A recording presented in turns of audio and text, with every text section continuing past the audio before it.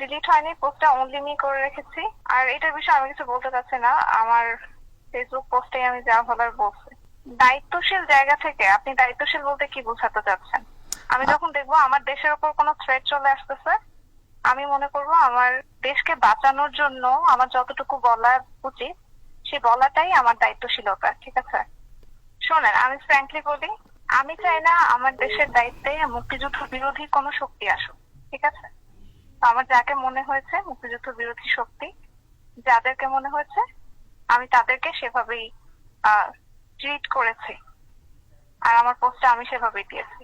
Reset button push করা মানে কি? আপনি কি ভয়েস অফ ওয়ার্ল্ড এর সাক্ষাৎকারটা দেখেছেন? রিসেট বাটন পুশ করা মানে কি?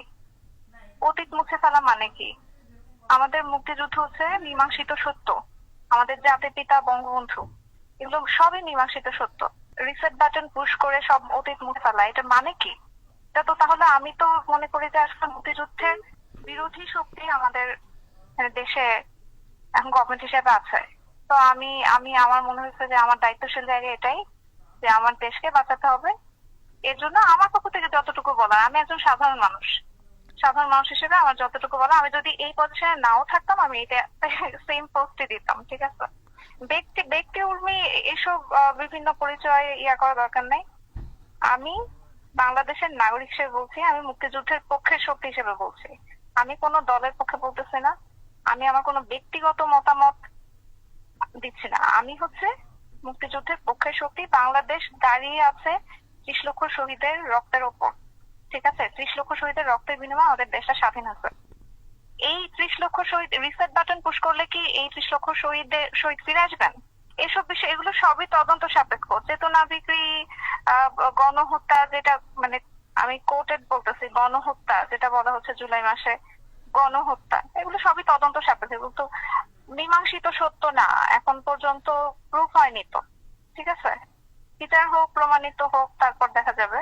কিন্তু যেটা মীমাংসিত সত্য সেটাকে তো কেউ মুছে ফেলতে পারে না। আমার কথা হচ্ছে এটাই। ক্ষমতার কোনো জায়গা থেকে আমি কোনো কথা বলতেছি না, আমি একজন খুবই সাধারণ মানুষ হিসেবে, আমি যদি আজকে এই অ্যাডমিনিস্ট্রেশনে নাও থাকতাম আমি সেম কথাটাই বলতাম। ঠিক আছে, I am not a hypocrite. মুক্তিযুদ্ধের বিরোধী শক্তির বিপক্ষে কথা বলা যে কোনো জায়গা থেকে বলাই যায়। ঠিক আছে, এর জন্য যদি আমার চাকরি চলে যায় এটা আমার কোনো সমস্যা নাই, কিন্তু আমি মুক্তিযুদ্ধ বিরোধী শক্তি হইতে পারবো না, এটা সম্ভব না। আমি হিপোক্রেট হতে পারবো না।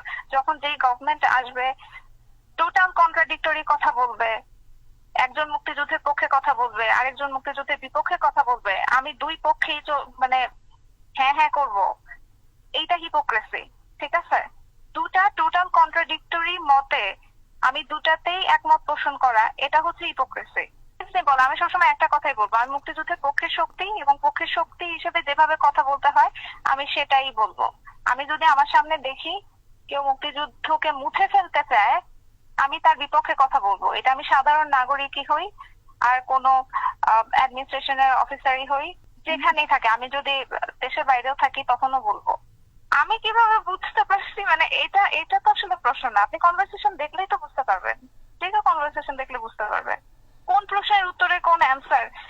এরপরে যদি ভাঙায় ভালো লাগে তাহলে তো আসলে কিছু করার নাই। সবকিছু ভেঙে ওয়ার্ড দিয়ে সব কি বলো এক্সপ্রেস করা যায় না। এটাই কি বলেন তো, অনলি মি করার কি একটাই কারণ থাকতে পারে? আপনি বলেন পারে কেন করেছে, দ্যাটস নট রেলিভেন্ট।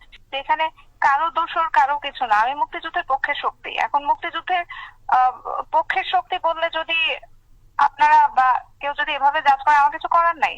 আমি আমি অলওয়েজ বলবো মুক্তিযুদ্ধের পক্ষে শক্তি। মুক্তিযুদ্ধকে আমি যদি একটা থ্রেটেনিং পর্যায়ে দেখি, কেউ থ্রেট হিসেবে দাঁড়িয়ে যাচ্ছে, মুক্তিযুদ্ধ ইতিহাস মুছে ফেলতে চায়, জাতির পিতাকে মুছে ফেলতে চায়, জাতির পিতার অবদান অস্বীকার করতে চায়, 15ই আগস্ট অস্বীকার করতে চায়, ধানমন্ডি 32 নম্বর অস্বীকার করতে চায়, পুড়িয়ে ফেলতে চায়, আমি তাদের বিরুদ্ধে কথা বলবো। আমি যেই জায়গায় থাকি না কেন, এখানে তো কারো দোষর এই ইয়াগুলো আসবে কেন? মানুষের কি মাথায় বুদ্ধি নাই নাকি? এখানে বঙ্গবন্ধু কোনো আওয়ামী লীগের নেতা না। বঙ্গবন্ধু হচ্ছে সারা বাংলাদেশের মানুষের নেতা। জয় বাংলা হচ্ছে সারা বাংলাদেশের মানুষের স্লোগান। ঠিক আছে, এটা মুক্তিযুদ্ধের সময় স্লোগান, এটা বাঙালির স্লোগান।